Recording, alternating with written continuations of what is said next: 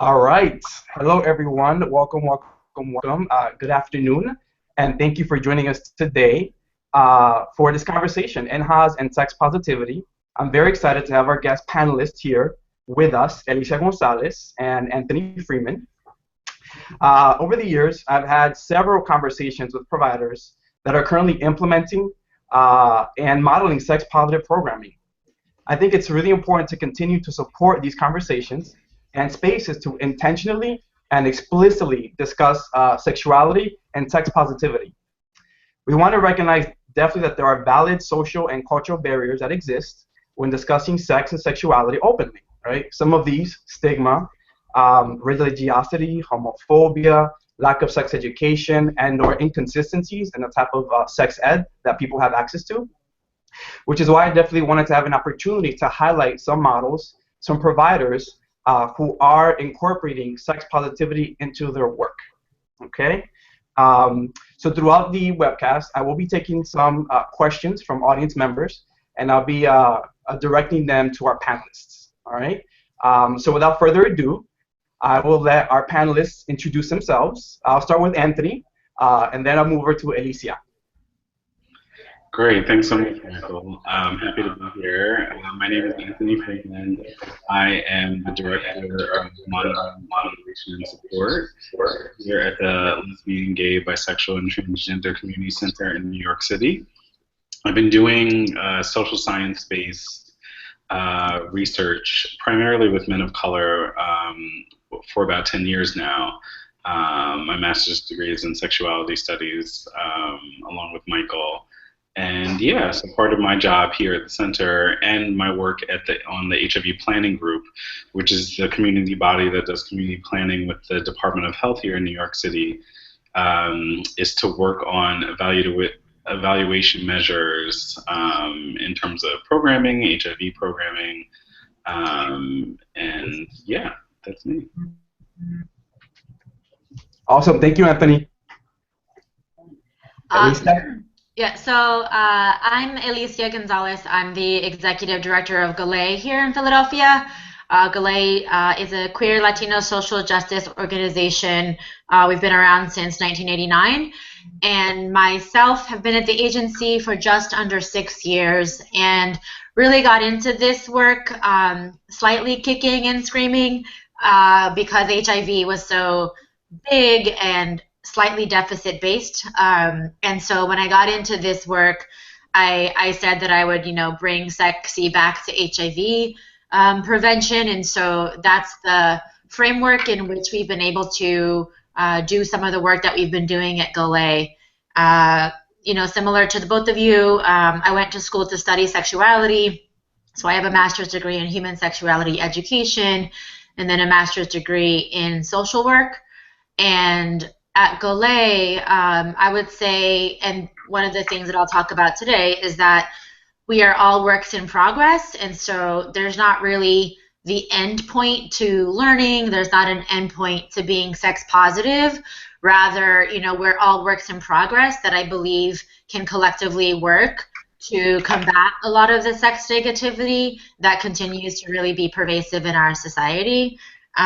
So I want to put that disclaimer out there that even though GALE has done and continues to do some work within sex positivity and through that framework, we're by no means the experts, and we are really here ideally to engage with folks in conversation about what we collectively can and should and must be doing differently to ensure that people are not just preventing disease but also living happy lives. Excellent. Thank you so much, y'all. Thank you so much. All right, so we'll go ahead and jump into it. So the first question that I have for our panelists today is, oftentimes there's this language in the field, right? High risk negatives, risk compensation, and it's very pervasive language. And oftentimes there's sort of this script or idea, sort of stereotype script of what that means. So in terms of that idea, and thinking about sex positivity, what are your thoughts on that juxtaposition, right, of high risk negative and sex positivity? Go ahead. Well, I was just going to say that for me, I think I was going to lead with the story. So I had a friend come visit New York City about 2 weeks ago, and very, very late at night, he texted me because he had had casual sex with someone, and there was an incident. I'm not sure, the condom broke.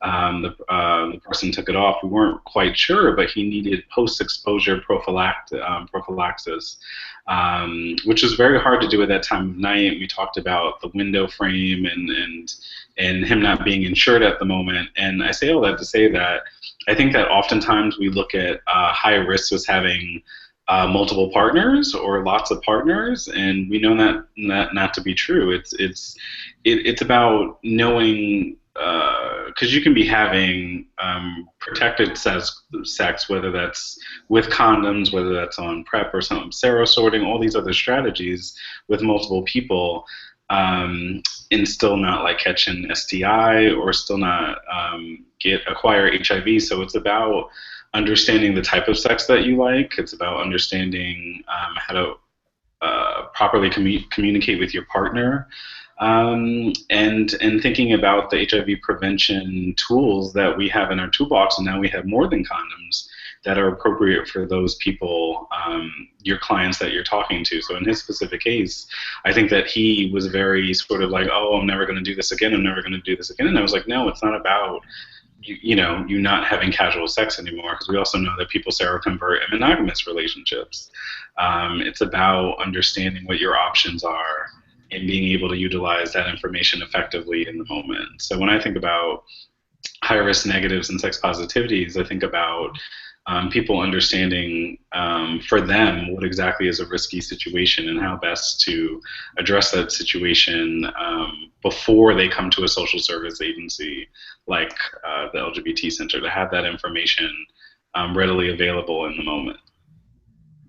Right, and just to piggyback off of that, I think that when we're talking today about sex positivity, in my understanding of this word is that it allows for a lot more engagement and dialogue about all of the different ways that we can engage in sexual exploration with whomever, versus this really restricted definition of a quote-unquote high-risk behavior, like what Anthony was just saying, right? Like a high-risk behavior doesn't just mean this thing, and in fact, to even imply that that behavior is high risk, like sex in and of itself is a risky behavior, and oftentimes that's why people are having it, right? Like the thrill of, the unknown, or the connection that comes from that energy that can't be explained. But through a sex positive framework, we're able to engage somebody in all of the different ways that they can be sexual that may or may not involve the transmission of fluids, right? It may or may not involve sex with just one person, and it may or may not involve sex with a condom. So to sort of I can't say the word, to combine and compare the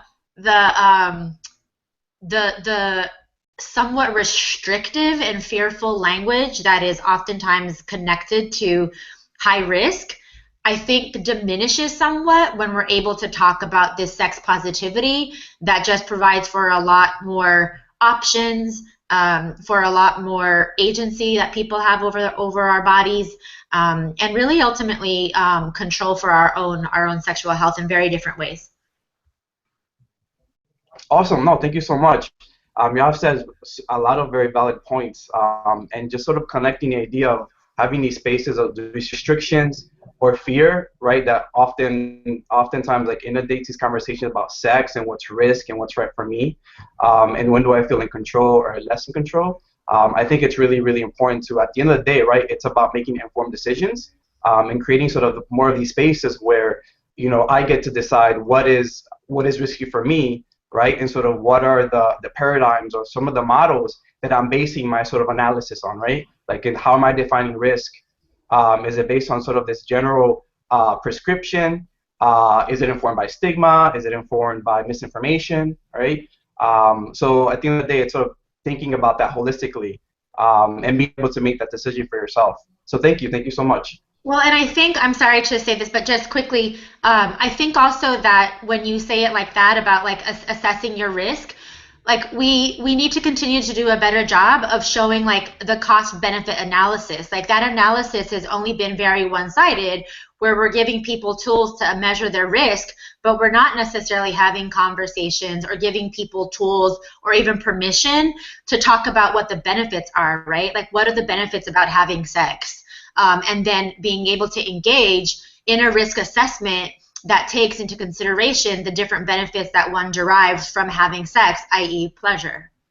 So I think that sometimes in our work, it's been very one-sided so far.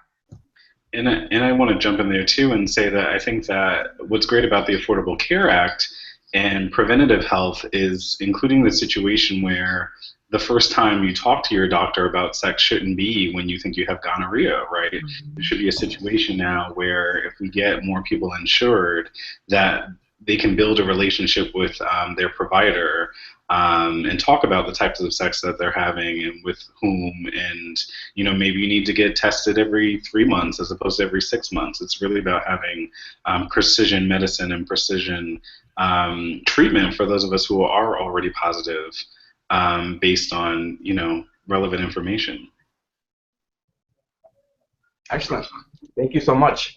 So that relevant information, and also, and I love that bringing pleasure into the conversation, right? And again, this is sort of why we're here, is to sort of talk about ways of identifying these conversations, or what are the concepts that are missing oftentimes when we're talking about sex and sexuality, right? Especially in the field. Excellent. So we'll move on to the next question, which is, how are we including trans women and trans men in sex-positive prevention? I would say Or lack that thereof. we're not currently. I don't know. I don't know that we necessarily are at a place where we can even clearly define what sex positive HIV prevention looks like, to even get to the point of saying how it would be more population specific, if you can say that.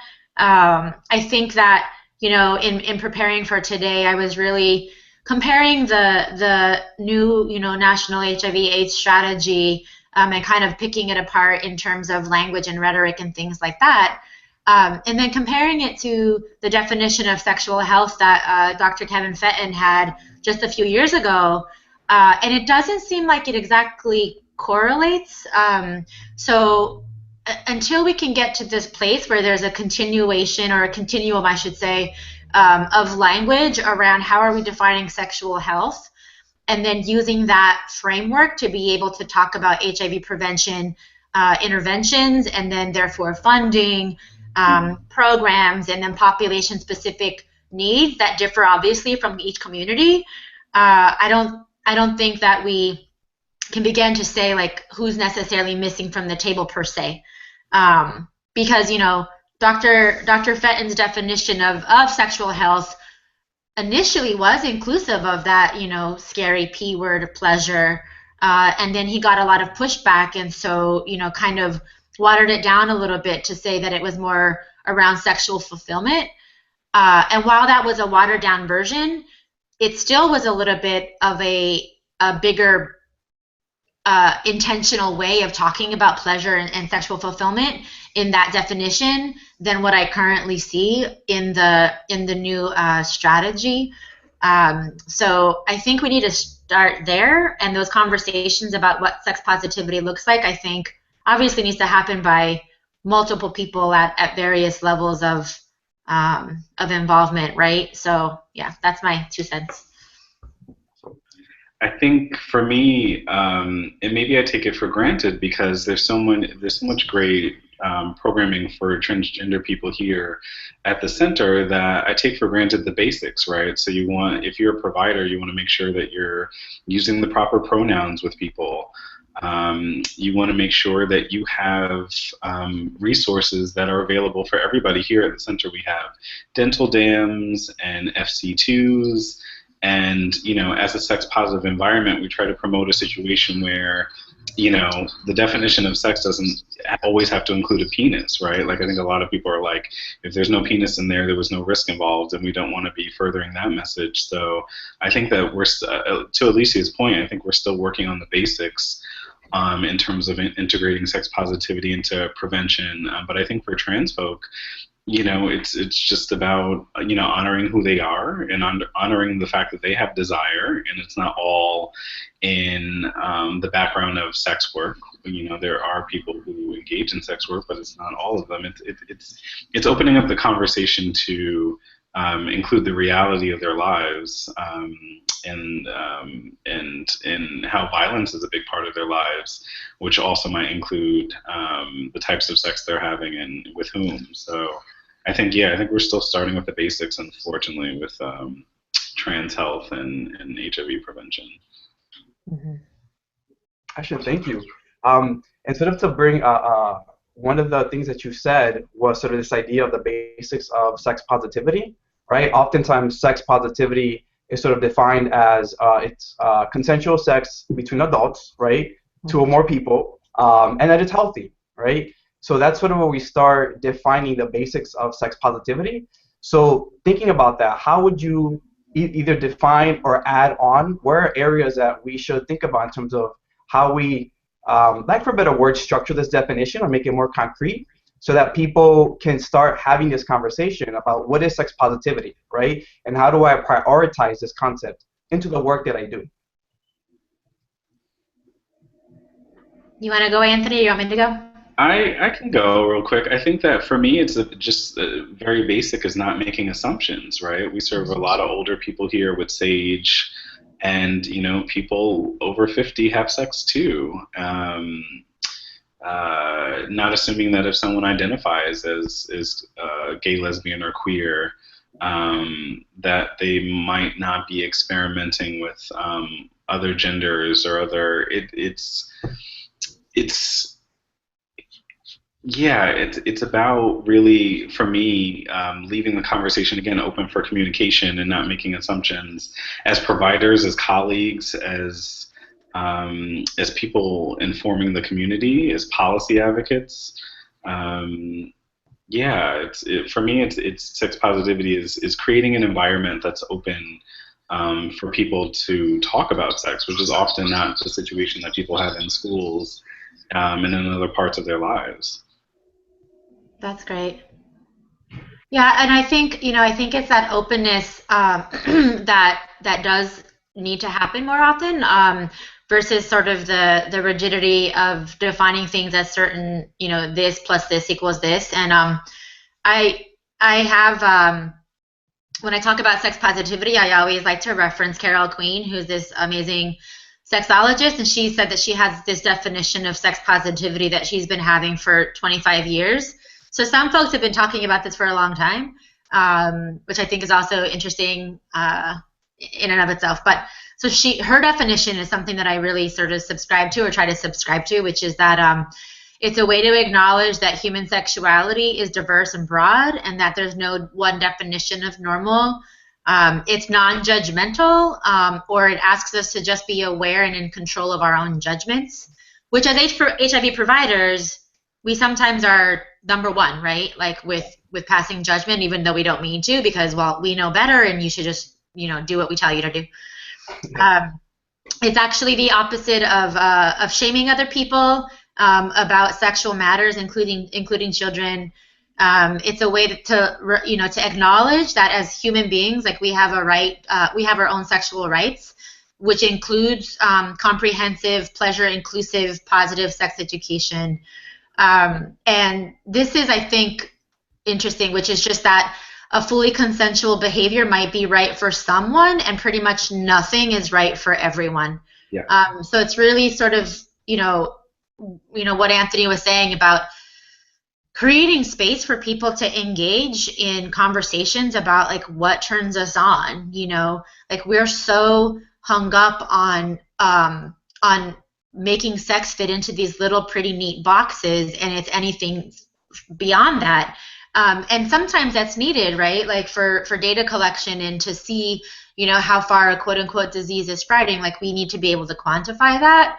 So it's not bad, but I think there also has to be space for programming to just exist for the purpose of creating those relationships and those containers, like Anthony was saying, that facilitate that kind of dialogue and conversation about, you know, like, what do you like what are you into, that doesn't just result in, well, you know, if you're HIV positive, then you should be talking to your partners about PrEP, which is important, clearly, but there's all kinds of other stuff that we can be talking about as well. Awesome. Thank you so much. And I mean, that's super, super key. I think that at the end of the day, it's understanding that as you both mentioned, there isn't like one concrete definition of sex positivity, because at the end of the day, not everybody is at the table having this discussion. And certainly people in communities sort of defining what this means for themselves as well, right? And I think it's really, really, really important to definitely find a way to engage in this conversation, right? And really solidify a bit more what this means. What's sex positivity? Even more so, what is sex positive prevention, right? Because again, these terms it can be very abstract. So it's up to sort of us to create the spaces, reinforce these spaces, support them to see really how do I impact this, right? What does this mean to me? What does this mean to my community? Certainly as a service provider, what does this mean in terms of how I'm disseminating this information and sort of creating sex positive messages, right? Again, in quotes, because what does that mean, right? Mm-hmm. But again, that's sort of why we're here, to sort of have some sort of concepts or points to address when talking about sex positivity. Yeah. So thank you again. So I'll move on to the next question. So, and both of you have mentioned this in terms of, now we have a lot of tools, right? We talk about the proverbial HIV toolbox. There's education, there's condoms, anti-stigma campaigns, right? PrEP. Now more biomedical interventions, or the biomedical word is like this buzzword that we keep hearing more and more of, right? Especially in light of PrEP. And so thinking about sort of all of these options that these tools provide, sometimes there's like mixed messaging, right? So we know PrEP, right? Pre-exposure prophylaxis, right? Or the pill that prevents HIV, right? In terms of how a lot of people are talking about it. And we have recently language in the field changed from unprotected or protected sex to condom-less sex, right? And sort of in the advent of PrEP, right? We sort of saw this switch. And I think a lot of people are still trying to get their heads around that.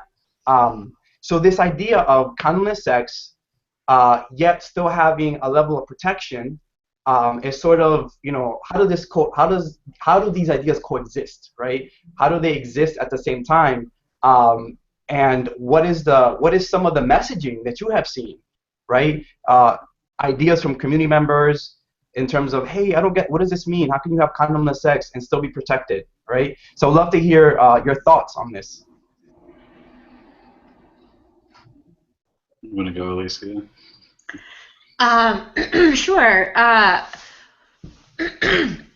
So I'm a little bit stumbling for words, because I think that it's gotten a lot better in terms of what counts as protected and unprotected. And I do think it goes back to, I think, Anthony, what you had said earlier about, you know, like, if there's no penis, there's no risk, and we need to, you know, be able to engage in all these conversations. So I think the idea about condomless sex is condomless sex being protected is potentially as unusual as, well, how can people have sex if there's not a penis involved? So I think it's sort of this ongoing conversation about all of the ways in which we can enjoy and share our bodies, that is also a form of kind of quote unquote protecting ourselves, that doesn't necessarily involve, you know, the exchange of fluid. So I think, you know, some of the conversations can be around kind of going back when HIV was first around. You know, the conversations were still about, you know, these are all of the different activities that you can engage in that are less likely to transmit, you know, something that may or may not involve the exchange of fluid, or it may or may not involve, you know, penile anal sex. So I think those kinds of conversations are still important to have, or important to have, period. So like on our intake forms, we don't have this at Galay, but it would be cool to ask people questions about all of the different ways that they're engaging in sex. That is inclusive of masturbation, inclusive of, other things. Leg of lamb, I learned at some point along my way. But like I think that if we're going to truly be about it, condomless sex is one part of it, but condomless sex doesn't necessarily sound as nice as, like the sexual buffet, or I don't know, like being playful. I mean, people want to hear about things that they can do, and get excited and enticed by, the latest BuzzFeed recipe for s'mores and things like that. So like what would that look like for a sexual health model, an HIV prevention model, to be just as appetizing, and having people really engage in conversations around like what turns them on versus like don't do that. Like to me, condomless sex is still slightly revolving around the condom in potentially an unnecessary way. It's a step in the right direction, though. Yeah, I would definitely say, I think what's great about PrEP, to answer your original question, Michael, is that for those of us who have been working in the field for a while, we know that condoms, there are just some people where condoms never worked. And they weren't going to work in terms of using them consistently, particularly for serodiscordant couples. We do couples counseling here at the center. And if you have one partner that's positive and one partner that's negative, and you, again, want to foster a sex-positive environment, you don't want to tell them that they can't have anal sex together. Particularly for gay men and other folks. So you just, I think that PrEP is a great new option. To Alicia's point, same thing, we had the first public health campaign from a Department of Health, and those of us in the community worked with DOH on producing the NYC campaign. I think it was really, really great, but I still see particularly gay men on Grindr and Jacked and these social networking, these geolocation sites, being like, I don't care if you're on PrEP, like I'm not having condomless sex with you. And that's fine in terms of, like, if you know you're personally not comfortable with having condomless sex, that's one thing. That's different than like furthering misconceptions. And I think that we're still dealing with the stigma, and particularly around positive people, in the sense that, oh, they're dirty and I'm clean and I want to stay clean. So still needing to do work around that, because you can have a dyad, and I mean that's a perfect example, right? Thinking about people's realities in the sense of group sex and BDSM, and all these wonderful things that we know that are part of people's realities, and being able to, as Alicia is pointing out, having programming not only at the federal level but also at the city and state level that reflects monies that can be used to have a more nuanced conversation than the finger wagging, whereas it's like, if you don't use a condom, you're a bad person and you're going to seroconvert at some point in time. That's not what we want to do anymore.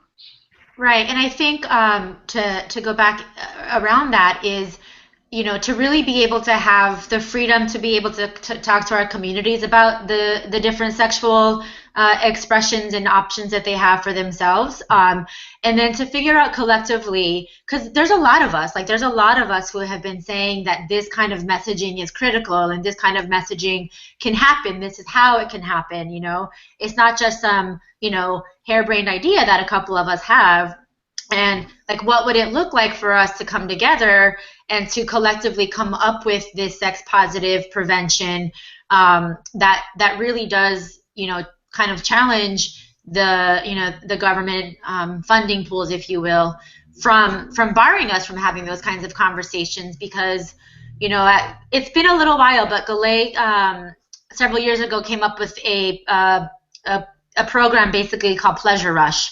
And the premise of that program was to remind people that everyone has the right to both a healthy and pleasurable sex life, regardless of gender, sexual orientation, or HIV status, or other things, right? It could be age, it could be ableism, etc.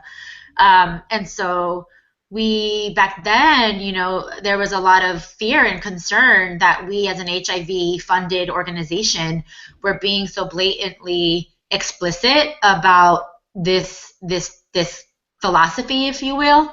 But the whole Hyde Amendment and the quote unquote no promo homo, that's gone away now, right? So there's not necessarily the same level of fear around federal funding being connected to any sort of activities that quote unquote promote sex, but there's still the residual fear that people have around, oh God, well, we can't tell people to not use condoms because then that's not responsible, and you know, we can't engage in conversations about encouraging people to have sex, you know. So there's a lot of leftover, I think, from that law that was just really crippling, and I think that we can collectively come up with some ways to really create something that's positive, that really flies in the face of that initial kind of fear. Yeah, I do want to say that really quickly, that I think it bears repeating, is that like that's what technical assistance is for, is that, you know, every city is different and every jurisdiction is different, and it's about a situation where if you have a situation where a lot of the clients that you're seeing are, you know, there's a lot of older people having sex, a lot of older I believe I was in LA and they talked about a lot of their epidemic being older black gay men having sex with these very younger you know, black gay men that weren't necessarily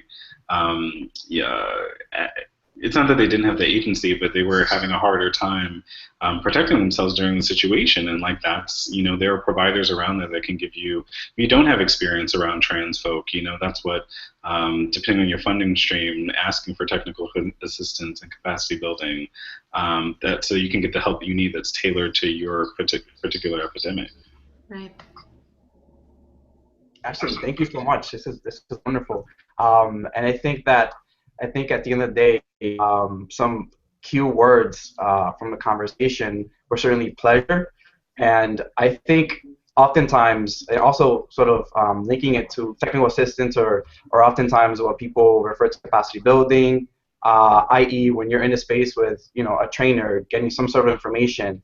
You know, I've been doing capacity building now for about 3 years, a little over 3 years. And at the end of the day, I think what's fascinating to me, and one of my favorite parts of the job, is really being in a room with people, you know, regionally, nationally, because we know that the epidemic looks differently depending on where you are, what state you're in, whether it's urban, suburban, rural, right? So we all know this, you know, based on our experiences. And, you know, sort of to add on to that, we know that your sort of approach, your approach of prevention should also be customized, right, based on these different needs. And so what I hear a lot while doing these types of trainings and having these types of discussions with providers nationally is that, you know, there's still a lot of mixed messaging around PrEP, for example, right? And you know, I definitely want to clarify that, you know, the guideline is PrEP. It's always about combination prevention, right? So condom use with PrEP, seeing your doctor regularly, etc. Right? So that being said, you know, I hear and I see that a lot of providers still have difficulty sort of talking about condom-less sex, right? Because they don't even want to offer it or talk about it as an option, right? Because then, right, that's irresponsible. And the key word that Alicia and Anthony both mentioned, right? Sort of this idea of responsible sex. And sort of with those inhibitions, shall we say, and sort of sometimes not being able to let the conversation organically flow, i.e. saying, hey, if you as an informed person say, you know, I do not want to use condoms, I recognize that it can prevent HIV, but not other STIs, etc. Right? That's sort of all part of this agency and making decisions. One thing that I've noticed is this sort of conversation about intimacy, or I haven't seen it as enough, right? In terms of how people connect pleasure and not using condoms with a certain level of intimacy, right? And sort of, you know, I think it's important to be able to at a minimum identify that, right? And say, you know what, for some people it is important, intimacy and how they define intimacy and how they use that definition to sort of choose the right preventative tool, should sort of be talked about and discussed and explored, right? So thank you so much for those perspectives. And again, like we know, the conversation will be ongoing, and there's definitely a lot of people who still don't even know what PrEP is, right? They're still trying to figure out what is this pill that prevents HIV, and a lot of concerns that go along with it. But again, that's why it's definitely a priority of NHAS. It's definitely a priority of a lot of policy that's being developed in different states, right, and nationally. So I'm sure that we'll definitely hear more about that. So this is kind of a perfect segue into the next question, which is, what is responsible sex? Right? What does that mean in today's HIV landscape? Anthony, you want to take this one for sure? Sure. For me, it's very simple. It's knowing your status. We still have too much of a huge chunk in this country of people who don't know their status, and I think you can't make informed decisions about your sexual health if you don't know your HIV status. You can't have that open conversation with your partner or partners if it's a Good Friday night, if you don't know your status. I hate to say that we have to start with the basics, but it's about having a situation where being responsible equals having the relevant information available to you, right? And I think for me, and again, maybe it's because I am a data person, where information is power. So it's like, knowing in New York City, we have the condom app. So, do you need to carry one around your pocket? Not necessarily, but if you're going to a specific club over the weekend, you can check ahead of time to see if they have condoms. Like I said, we have tons of other materials here, like lubrication. I think that so many people carry condoms with them, but don't carry lubrication, and then that's why they break. So very simple things in terms of, but then there's a lot of people who don't like artificial lubrication either. So I think artificial.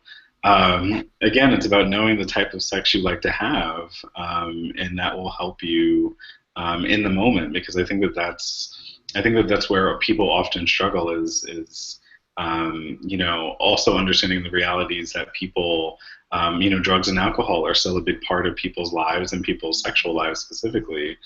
So knowing if you're the type of person that might be high and or drunk when you usually have sex, well, what does that look like in terms of still being able to protect yourself, and what does that look like in terms of communicating effectively not only your desires, because again, we want people to experience pleasure, and not just pleasure in the context of an orgasm, but broader pleasure, but also be able to, again, like keep their sexual health to a certain place. So yeah, for me, I would say start there, is really starting with knowing your status and being able to talk openly about that, and whatever that means. If you're HIV positive, and being able to figure out the best time and opportunity to disclose. Or if you want to disclose, if it's a casual partner, all these things are like it's about having a structure so that people can make more informed decisions, I think. Excellent. So I'm making a screwy face because I don't really have like a clear-cut answer. I'm like kind of on the opposite end of the spectrum from Anthony in terms of being data-driven, so just bear with me on this one. But in my thinking of it, having responsible sex is like the alignment of your mind, your heart, and your body, so that those things are in alignment.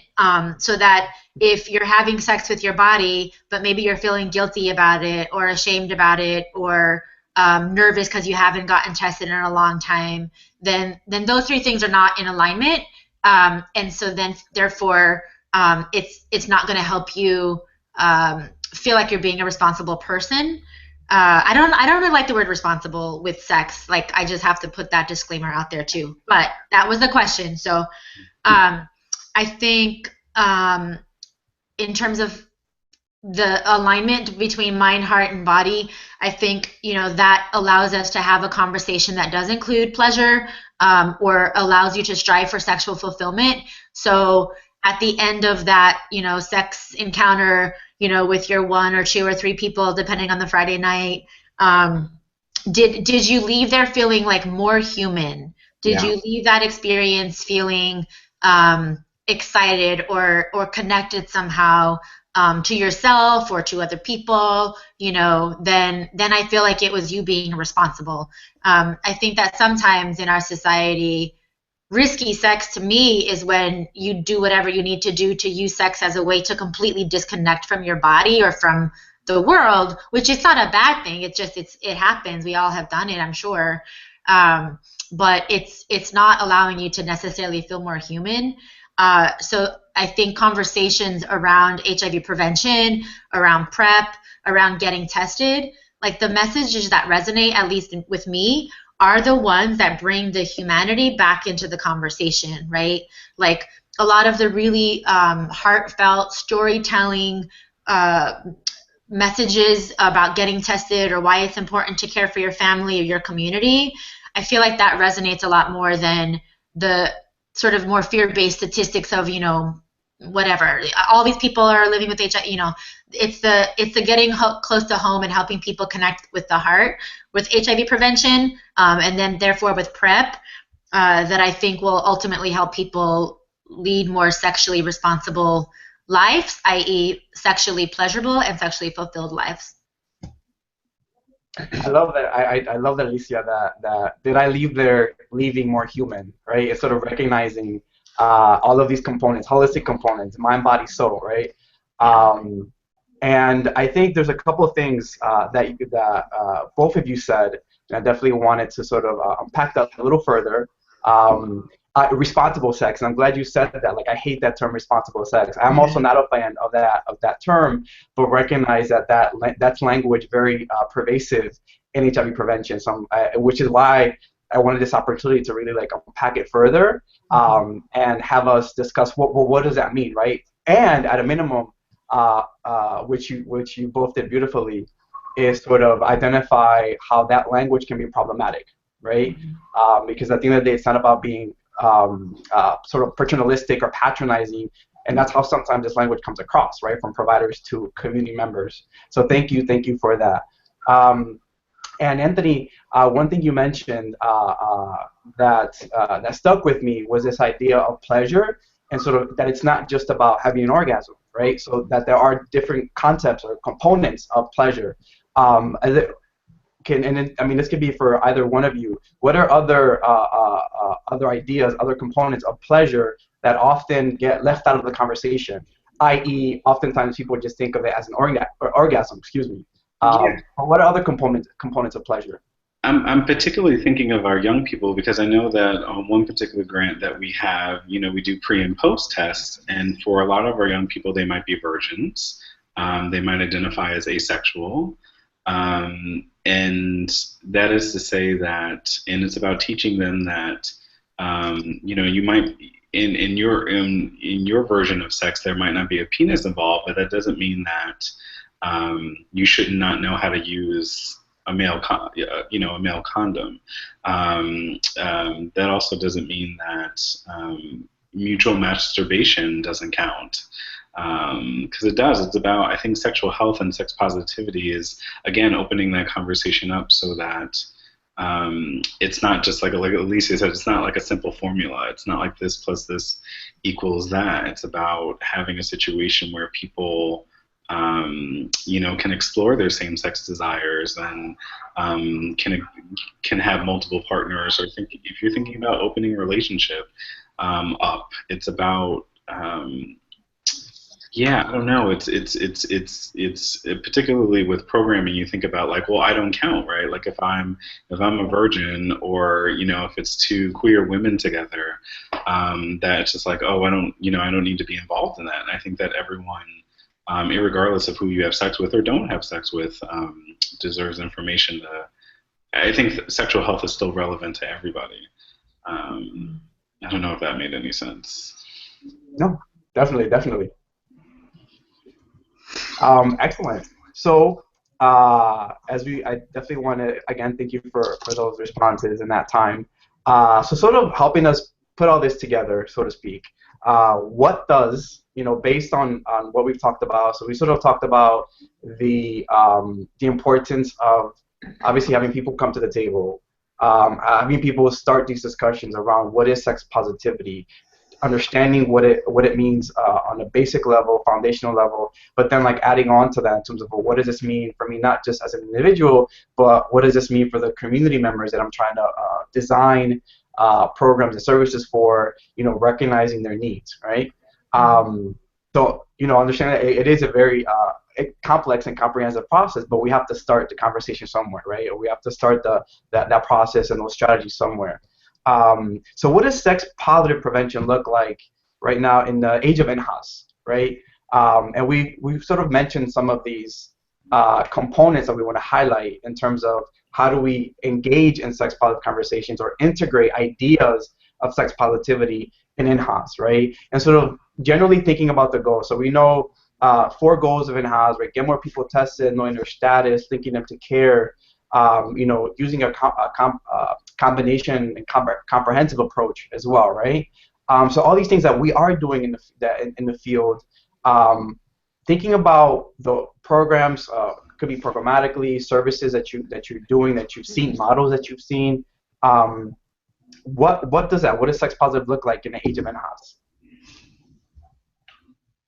Or sex positive prevention?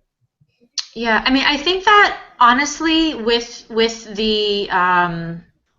I think that has I see that as so far the greatest opportunity to really engage in these conversations, because it does allow us to have a conversation about, that you can engage in the kind of sex, whatever kind of sex that you want to have, and still have this tool that would help you,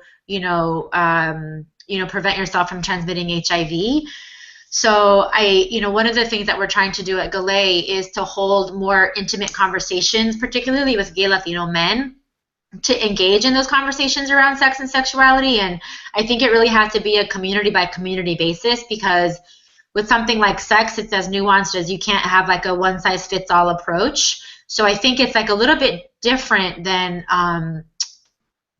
sex positivity prevention. I don't think like necessarily would ever be an EBI per se. But it would be the framework in which we can engage people in that kind of conversation, like what Anthony was saying earlier, and to talk about like people's real life hangups, right, around even talking about sex, like outside of the context of that sexual partner or that sexual encounter. Because even though somebody's on PrEP doesn't necessarily mean that they are going to engage in a conversation with the person that they're having sex with, right? It just means that they are taking the necessary precautions for themselves to be able to engage in the kind of sex that they want. But it would be cool to get to the point where we're able to implement or introduce some sort of talking points, if you will, or conversation starters for people to engage in conversations that talk about like what turns you on, so that PrEP isn't the end of the conversation, it's really the start of the conversation. Yeah. And as counselors or as providers or as folks who are HIV prevention people, utilizing PrEP within the broader like HIV prevention model with NHAS, to me seems like an entry point for that. Excellent, thank you. Yeah, I think for me it's about sex positivity is about, like Alicia was saying, is seeing people as human and people who have needs and desires and make mistakes. You know what I mean? I think that prevention is, particularly with cisgender gay men, has become this situation where it's up to positive people to sort of like do all the talking and to do all the legwork ahead of time. And I think as an HIV negative man myself, I think it's always important for folk to take control of their own sexual health, regardless of their status, and also thinking about, as providers, opening a situation where again, understanding your community and understanding that, if somebody's not using condoms consistently, there's an opportunity to have a conversation. If somebody is positive and not adherent to their medication, that there's reasons for that, whether it be mental health or being marginally housed, or looking at social determinants and looking at prevention as an opportunity to look at the whole what else is happening in people's lives and how best Because there might not be, again, I think I take that for granted in the sense that we do a lot here at the center, but maybe you need to make connections and strategic referrals with other organizations in your community around mental health and substance use, and I think NHAS allows for and encourages collaboration for that reason, is understanding that it's about getting the clients all their needs met. And if you can't do that at your particular organization, if you're, let's say, a specific AIDS service organization, that those needs still have to get met in order for the sexual health, again, to get to the level that we wanted at to reduce incidence. So, yeah, looking at people more human and building partnerships and programming around those needs. And I think even too, like one of the things earlier on, I said, you know, that Galay and myself are by no means like the expert, but we're always like learning. We at Galay don't do this, but in hearing you both talk, like what would it be like for us at Galay, like when people come in to get tested, that on the intake form, instead of it automatically going to, you know, what kind of sex, you know, are you having, you know, sex vaginally or anally, you know, are you using a condom? Because that in and of itself is pretty pointed, and I think it automatically could make people feel like I have to answer this the right way or else somebody's going to judge me. Even if that's not the case, what would it look like instead to have there be questions that are more open to facilitate that conversation? Like, tell me about what kind of sex you're having, and like just, and then that's it, you know. You know, do you feel, I don't know what the word would be because I'm like kind of making this up as I go, but like what would it be like to ask questions that are more open-ended versus automatically assuming that they should answer it this way or that way?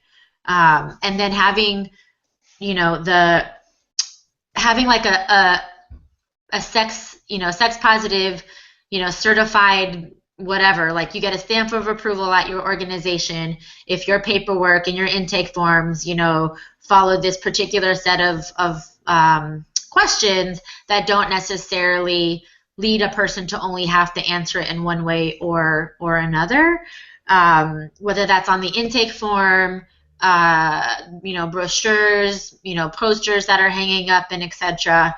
But that could be something. I mean, I obviously want to go back to Galay right now and see like where are there opportunities for us to still do the testing and the linkage to care, but from a much more holistic, sex positive framework.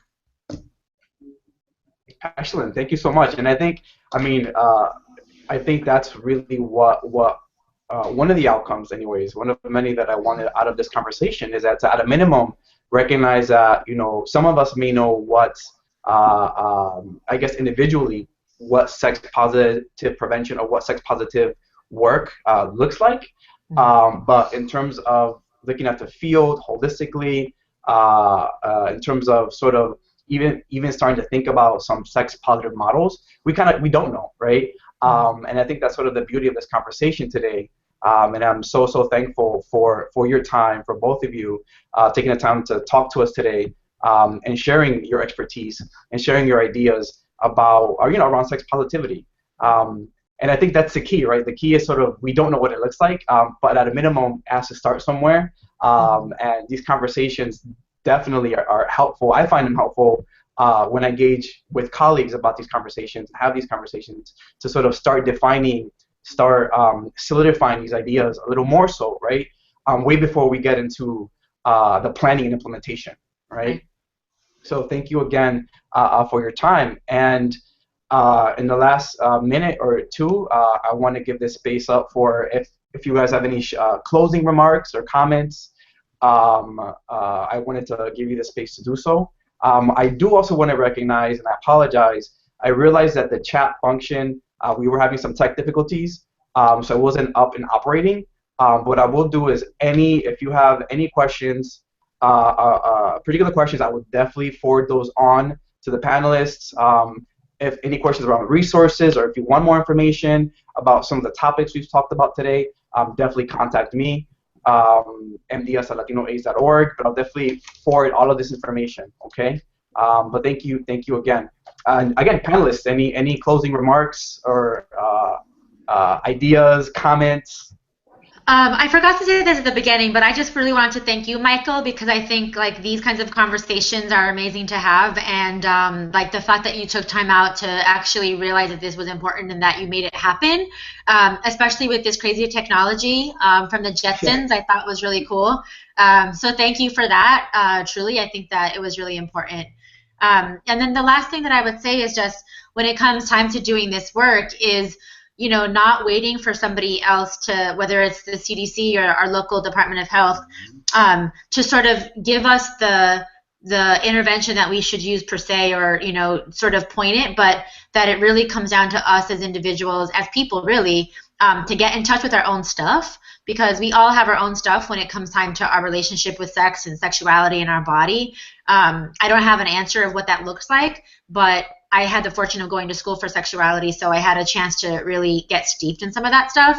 And you never know how much baggage you have until you start going through some of this stuff. But we can't do this work and talk to people about being sex positive if we have tons of hang-ups ourselves. So my parting words are to be like Gandhi and to be the change that you wish to see. Awesome. Thank you, Alicia. Yeah, I can't beat that. Yeah, no, thank you, Michael. I think that this is great. I think that it's great that not only that you thought about it, but again, that you have the support of LACOA to be able to have this conversation, because I think that not every provider might feel like they have the support to start these conversations.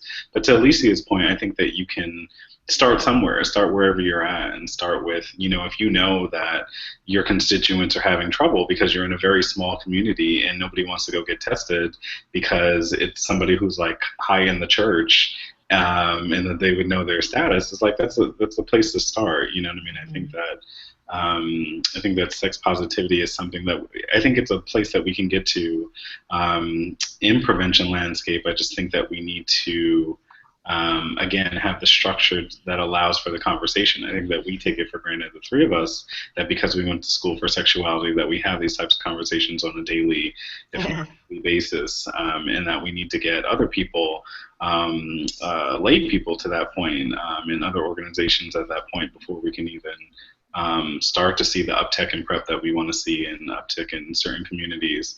Yeah, and you can follow me on Twitter at NYC Freeman if you have any other questions. But I think and I don't know if you want to talk about your panel at the prevention conference, Michael, because I think that might be a great resource for people. Thank you, Antonio. Yeah, actually, and thank you for reminding me of that. So yes, I will be in December at the National HIV Prevention Conference, and I will be facilitating a discussion on PrEP. My session will be called License to Bareback, PrEP Pleasure and the Politics of Risk. So we'll definitely have an opportunity to talk a little more about sort of the language and the prevention messaging around PrEP. And if you will be at the conference, definitely please feel free to stop by. It's bright and early on a Tuesday morning, and I'll definitely forward more information on for any of those folks who are interested. And I also definitely wanted to mention that this session, the webcast, was recorded, and it will be on our Hands United page. So I will also forward that on to folks. So people who registered and for some reason scheduling conflicts couldn't make it, they'll still be able to view the webcast. Okay. Cool. Again. Oh, any other comments? No, just. Okay. Thank you both. Yes, thank you again. Thank you so much for our panelists, Anthony Freeman, Elisa Gonzalez. It's been a pleasure, and I can't wait to do it again. Thank you. It has been a pleasure indeed. Bye.